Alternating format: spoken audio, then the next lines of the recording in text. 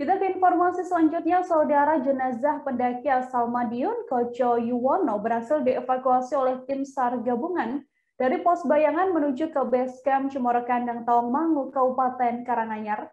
Jenazah Koco dievakuasi oleh tim SAR dengan cara ditanduk. Jenazah tiba di base camp pada Senin 20 September sekira pukul 19.30 waktu setempat. Setibanya di base camp, jenazah langsung dibawa ke puskesmas setempat menggunakan ambulans PMI Karanganyar. Untuk mengetahui bagaimana informasi lebih lengkapnya, tersambung bersama saya, wartawan Tribun Jateng, ada Agus Iswadi yang akan memberikan laporannya pada Anda. Halo, selamat petang, Agus. Nila. Ya, selamat petang, Nila. Agus, untuk kronologis adanya seorang pendaki yang kemudian dinyatakan meninggal dunia pada saat melakukan pendakian di Gunung Lawu. Seperti apa informasinya? Baik, untuk informasi awal, Ibu Koco Yuwono bersama istrinya melakukan pendakian bersama 3 orang rekannya pada Senin pagi. Akan tetapi selama perjalanan, tepatnya di sekitar pos Bayangan, antara pos 2 dan pos 3 Cemoro Kandang, Yuwono tiba-tiba terjatuh dan tidak sadarkan diri. Hingga akhirnya seorang rekannya mengabarkan informasi kejadian tersebut ke petugas base camp yang berada di Cemoro Kandang. Hingga akhirnya, Oke, untuk proses evakuasi sendiri mungkin juga bisa digambarkan setelah memang ini korban ada di pos Bayangan, lalu bagaimana proses evakuasi yang dilakukan? Ya, baik Nila. Untuk proses evakuasi sendiri, usai menerima laporan adanya pendaki yang tidak sadarkan diri, tim SAR Karanganyar berkoordinasi dengan petugas yang berada di base camp dan juga PMI Karanganyar untuk melakukan evakuasi. Untuk seru pertama atau tim reaksi cepat dikirim mulai pukul 12.30 untuk mengecek kondisi dari survivor sendiri yang berada di sekitar pos Bayangan.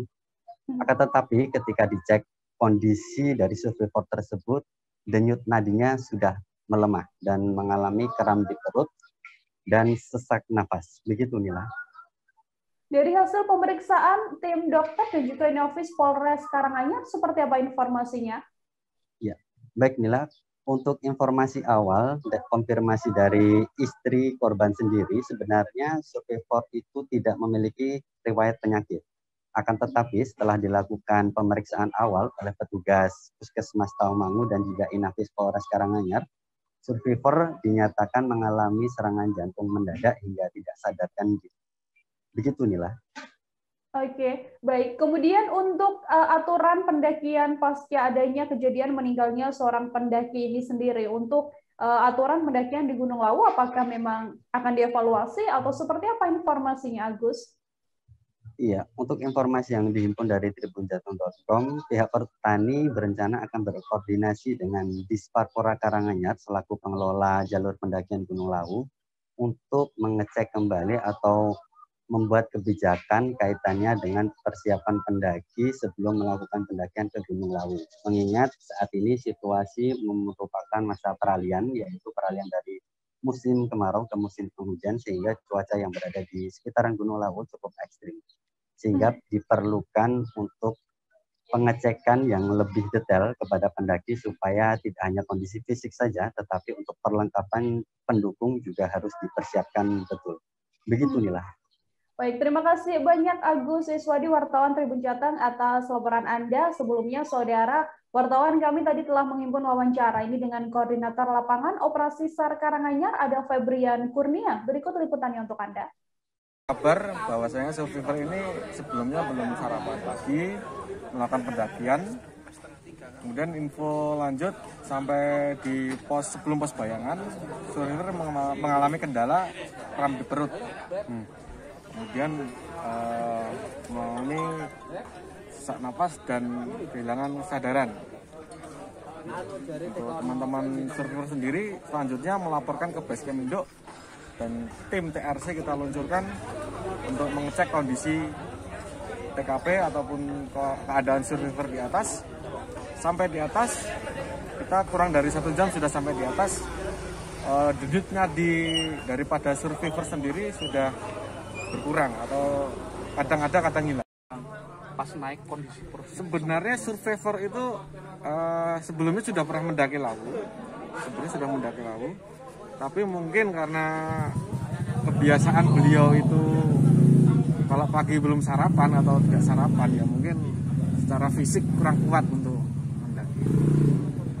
Kita mungkin ininya yang pertama curiga.